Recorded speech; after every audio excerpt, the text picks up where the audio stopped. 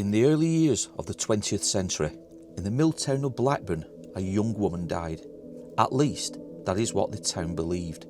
She was 18 years old, pretty, respectable, the sort of girl people described as a good daughter. Her body, they said, had been discovered in a shabby yard just off King Street near Chapel Street, which was a narrow enclosure of soot-blackened brick and damp cobbles where rubbish gathered and daylight barely lingered. Her head was badly battered. A bottle which had contained traces of poison lay beside her, and it was there, folded close to her hand, was a note. It simply read, "Goodbye, mother dear, I am in a better land." The body, according to the story, had been found by a rag gatherer picking through discarded cloth and scrap. A young news vendor had helped him, and together they carried her through the streets to the nearest police station. By the time they had arrived, the rumour had already outrun them. But here is the truth. There was no girl, no body, no battered skull, no poison, no note. There was only a bet.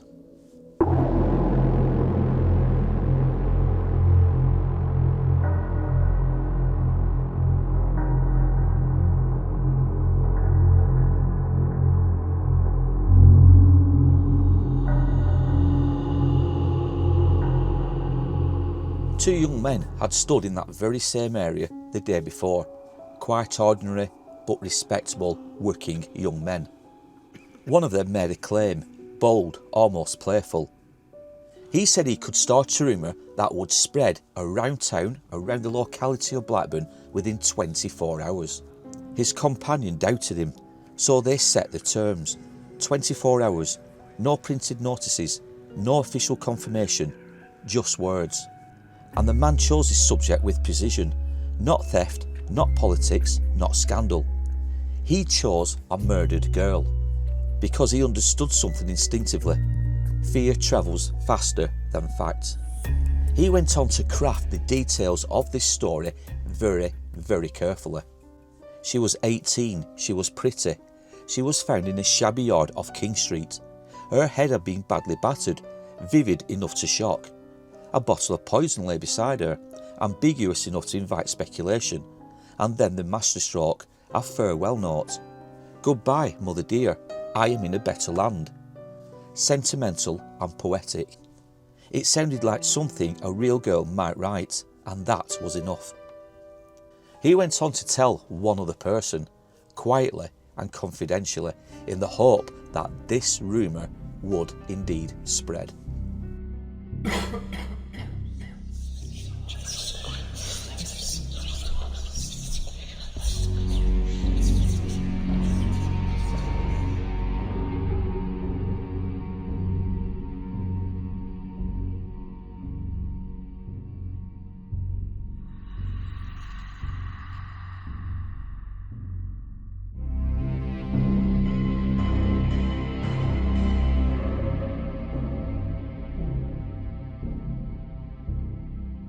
By mid-morning, the story had crossed 2 streets. By noon, it had reached the mills. By afternoon, it had taken on a life of its own. Some said she had been attacked by a jealous suitor. Others insisted it was suicide. Someone claimed to know her cousin. Another swore she worked in their mill. But each retelling added certainty. Details sharpened, emotions intensified, and then the rumour did something unexpected. It attracted the press. Word of a brutal killing, a young, attractive girl found battered in a yard, was irresistible. Reporters began to descend on King Street. Men with notebooks and ink-stained fingers walked the cobbles asking questions. Where was she found? Has the police confirmed? Who was the girl? They searched for a yard that matched the description. They looked for blood, for cordoned space, for grieving relatives, and yet they found nothing. But the absence of proof still didn't deny the story. It intensified it. If the police are quiet, some muttered, there must be something in it. Then the mill whistles blew, and all those employees who were local to the area and who had heard of this tragic and awful story all made their way to the scene over on King Street. They were drawn by curiosity, drawn by outrage, drawn by fear. They gathered near Chapel Street, peering into the yards, pushing towards corners where nothing had happened. Men craned their necks, women whispered, young lads tried to edge closer, hoping to glimpse tragedy. There was no body, no stain on the cobbles, no sign of violence. Yet the crowd behaved as though the crime was undeniable, because by then it was undeniable, in their minds at least.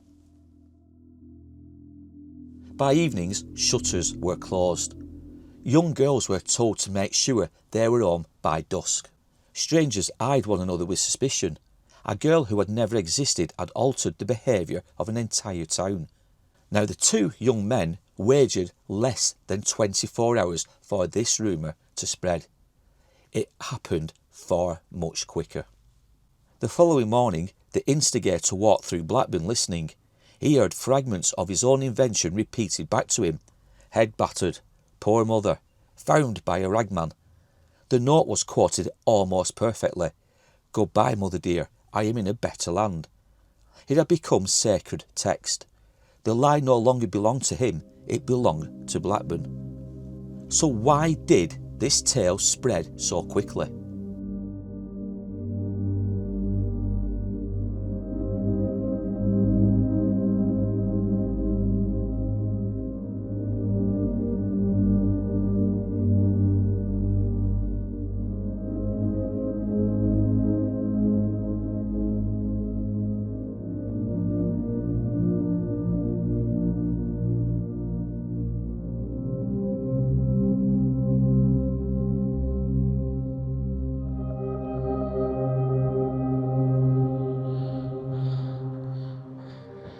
So back in 1920s, Chapel Street wouldn't have looked anything like this. You'd have had the cobbled streets, you'd have had the side little yards, and it's in one of those yards, which was, from all accounts, a shabby looking yard, that is where the body of this young 18-year-old girl was discovered. And it's a tale that is hard to believe, in the fact that so many people, pretty much the entire town of Blackburn, the townsfolk, they were all suckered into believing the story was indeed real. And to think that that all began here, the origins of that tale began here with two young men who simply had a wager that they could spread a rumour within 24 hours, and a rumour that would be so believable at that.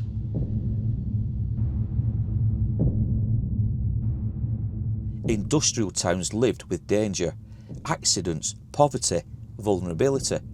The murder of a young woman fit existing fears. And the rumour did not feel absurd, it felt possible. And possibility is all that belief requires. Now nobody had seen a body, and nobody had read any official reports. Yet hundreds believed, not because they were foolish, but because the story satisfied emotional logic. The truth would eventually reveal itself, and there was never, ever a murdered girl. We do not know what became of these two young men. Did they keep their heads low once the story spiralled beyond their control? When reporters descended, when hundreds gathered, when panic settled over the streets? Did they feel pride, or perhaps dread? Did they stand at the edge of the crowd, listening to their own lie repeated back to them? Or did they slip quietly away, realising the experiment had grown teeth? Were there consequences? Well, very little. After all, there was no murder to prosecute. There was no corpse to exhume, no victim to avenge. But socially, that is harder to measure. Industrial communities remember, and trust fractures quietly. Were they treated differently once the truth was known? Did neighbours turn cold? And did any future employers ever hesitate to hire these two young men? Did mothers pull children away when they passed? Or did Blackburn do something far more revealing? Did it simply move on? Because to punish them too harshly would require admitting something painful, that the town had participated, reporters had chased it, workers had amplified it, and neighbours certainly embroidered it. Families repeated it, and the lie spread not because of two men alone, it spread because hundreds carried it forwards. Blaming only the originators would ignore the machinery that made it powerful, and that machinery was simply human nature. For 24 hours, Blackburn mourned a girl who never existed.